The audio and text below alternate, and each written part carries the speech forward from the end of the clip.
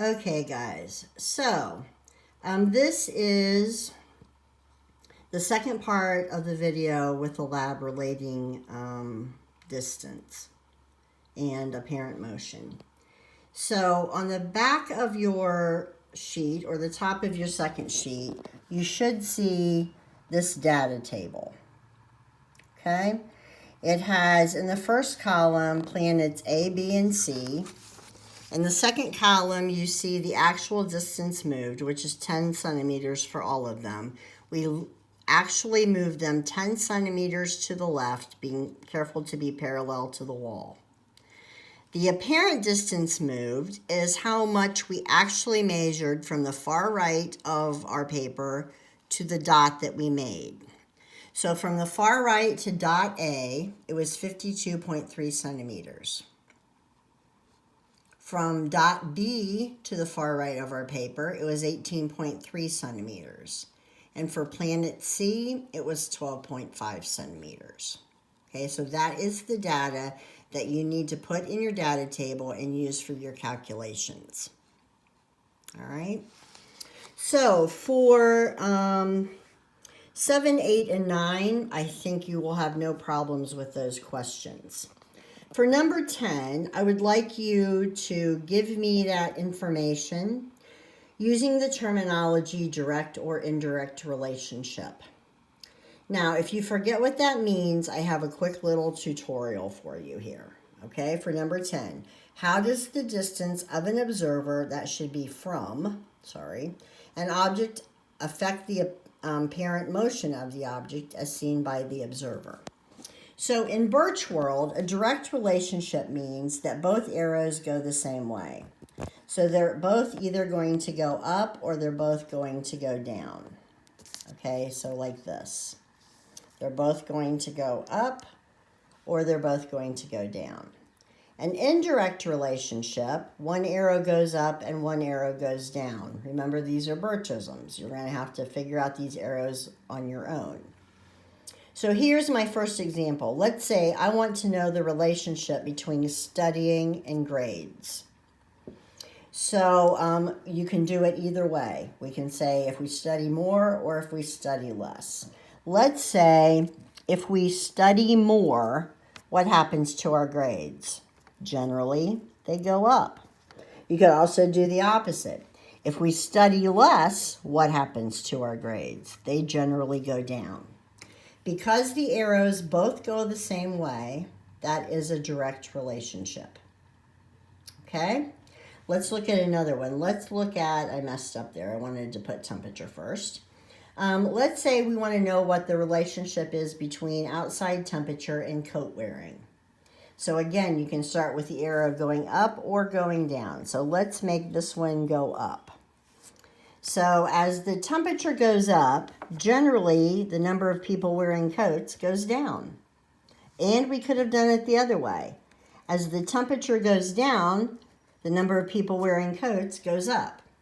Either way, the arrows go in the opposite directions. And so that is going to be an indirect relationship. So back to our question for number 10.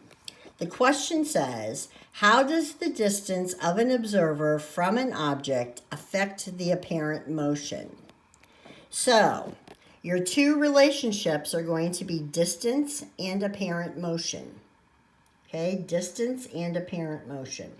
So, assign either an up or down arrow and then see what happens with the apparent motion.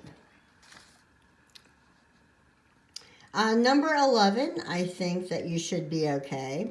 And number 12 says, if planet C moved twice as far during the same time, how would its motion appear relative to planet A? One more time. If planet C moved twice as far during the same time, how would its motion appear relative to planet A? Well, if you're not sure about that, assign it some number. Okay, so what I did was I set up planet C moving 20 centimeters instead of 10 centimeters. instead of it being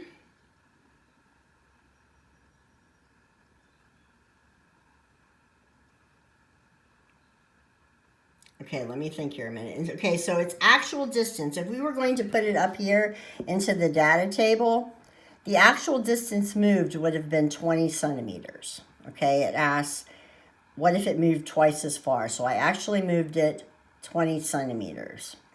The apparent distance moved, I measured it. Okay, I put a little dot, I labeled it C2. And I actually labeled it, and the apparent motion was 26.7 centimeters. 26.7 centimeters. So that data might help you answer number 12. Then I want to look at numbers 13, you should be okay with, but 14 and 15, I want to point out to you. In both cases, it was very important for you to keep a right angle from the wall. Okay? We needed to make sure that we were at a right angle. If you look here at the diagram, you see that this is a leg of the triangle. This is a leg of the triangle, and we needed to make sure this angle was 90 degrees. It was perpendicular to the wall. This then became the hypotenuse of the triangle. All right? So number 14 says, why is it important to measure the distances of the 4 planets straight away? So why was it important to keep this right angle? Well, you needed to keep a right angle, but it's going to simulate revolution. Okay, the planets revolving around, we could say, the sun, whatever their star would be. Then number 15 says, why is it important to move the planets parallel to the wall? So that when we move them out 10 centimeters this way, we had to make sure that we were still parallel to the wall. Well, it's still so that you can get a right triangle here. But it is going to simulate rotation. All right? So for 14, so you can get a right angle because it simulates revolution. And 15, it's so you can get a right angle because it simulates rotation. So when you get done with all of those questions, you can write them on another piece of paper, or you can put them on this piece of paper. If you use the lab, just make sure I get pictures of each page that has your answers on it. Submit it, and I will grade it. Hope you guys are staying safe and have a good day.